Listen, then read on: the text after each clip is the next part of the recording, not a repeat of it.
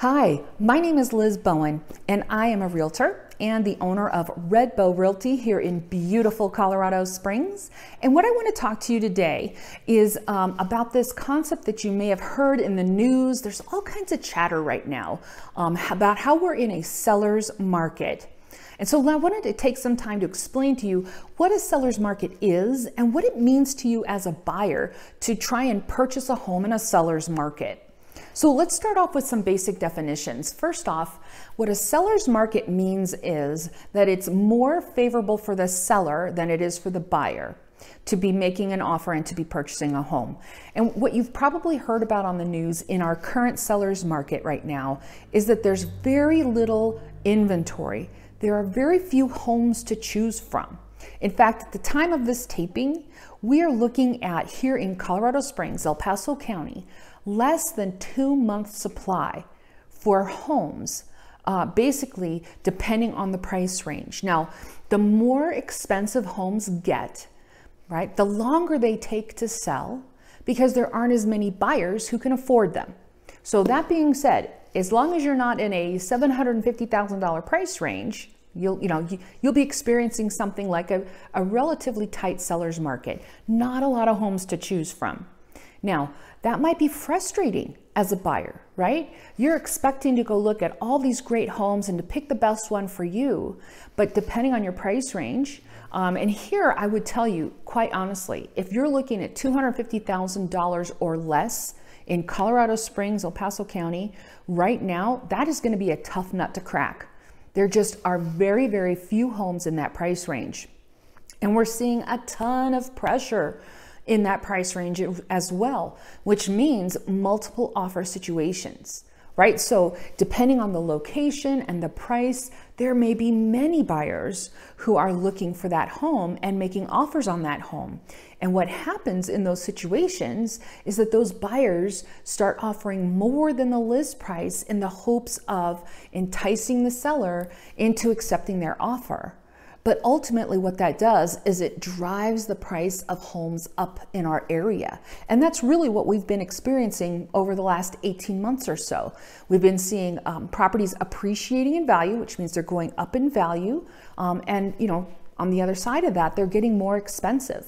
So right now, here in El Paso County, the median home price, which means half as many homes are more than this and half as many homes are less than this price, is literally $360 some odd thousand. I think the last time I checked, it was $368,000, a mean home price in Colorado Springs. Okay, so being that half of the houses are selling more than that, half of the houses are selling for less than that, if you're in that less than that price range, then you're going to be competing with other buyers for homes. So multiple offer situations are going to be the norm for you, and there just aren't going to be as many homes to choose from. But all of this really does tie into one of those basic economic principles called supply and demand, right? So when the supply is low and the demand is high, the prices go up. That's a basic economic tenet that is definitely playing out in our market right now. So what does this mean to you as a buyer? We talked about the fact that this could mean multiple offer situations. And if you're going to be in a multiple offer situation, here's what you need to know. First of all, you want to make sure you have all of your ducks in a row. That means that you've already talked to a lender, you've already been pre-qualified, if not pre-approved for your loan, and you have a letter from your lender stating that. You want to make sure you have your earnest money ready to go. You want to make sure that any of the problems that could be coming up for you have been cleared out of the way so that you can make an offer that is very attractive to a seller, because sellers may have many offers to choose from. Okay, so other things to keep in mind then as a buyer in a seller's market is that it's going to be really important that you prove that you are committed to this purchase. So what's a technique to use in that situation? Well, one of the things that I often talk to buyers about, in addition to having a pre-approval letter ready to go and being financially prepared, is to consider offering more earnest money than what the seller is asking for. Now, why would you do that? if we think about what earnest money does, it does two basic things for the seller, right? And so we want to look at this from the seller's point of view. The first thing that earnest money does is it shows to the seller, hey, I have some money, right? I'm a buyer, but I have some money. And so I'm ready and financially prepared for this purchase. But what earnest money also does for the seller is it says, hey, as the buyer, if I don't do what I've contractually told you I would do by the dates and deadlines that I put in my offer, then the recourse that you have, Mr. Seller, is to keep my earnest money deposit. Now, when you offer more earnest money than what the seller is asking for, you are very clearly telling the seller, I have no plans to flake out on this offer or this contract, and I'm putting my money where my mouth is, right? That I'm actually offering you more security in the event that I would flake out and not do what I'm supposed to do. So strong offers aren't necessarily offers that are way above list price. Strong offers include pre-approval letters and potentially more earnest money than the seller was looking for. Now, the best thing I can tell you when it comes to negotiating on a purchase is to how very, very important it is to understand exactly what the seller really wants. Now, we tend to make a lot of assumptions, right? We tend to assume that the seller wants the most amount of money possible and they want to close as fast as possible. But that's not always the case. So, how do you find out what the seller really needs? It's really simple.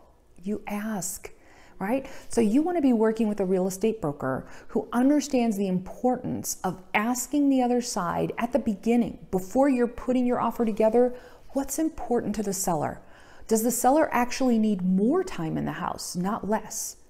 Is the seller looking for any kind of additional compensation or any other concerns? Maybe the seller is maybe they have heavy furniture that they don't want to move. Maybe they have things in their house that they want to take with them, but you want to keep, right? All of these items, all of these things are different points of negotiation, okay? So it's always important to start off with very open lines of communication. Ask the seller, what is important to you? Maybe it's not a quick close. Heck, maybe the seller actually needs extra time and you could do something called a post-closing occupancy agreement, which is like a seller rent back. So always, always ask and try and make your offer as attractive to the seller as it is for you, okay? And then again, remember that more earnest money than is being asked for, strong loan commitment, being already pre-approved for the loan will really go far. And then again, depending on the price range in this seller's market, expect that you might be competing. So what that means to you is that you may not get the chance to go back and forth with the seller in a counter offer situation. You might need to remember to provide your highest and best offer from the very beginning.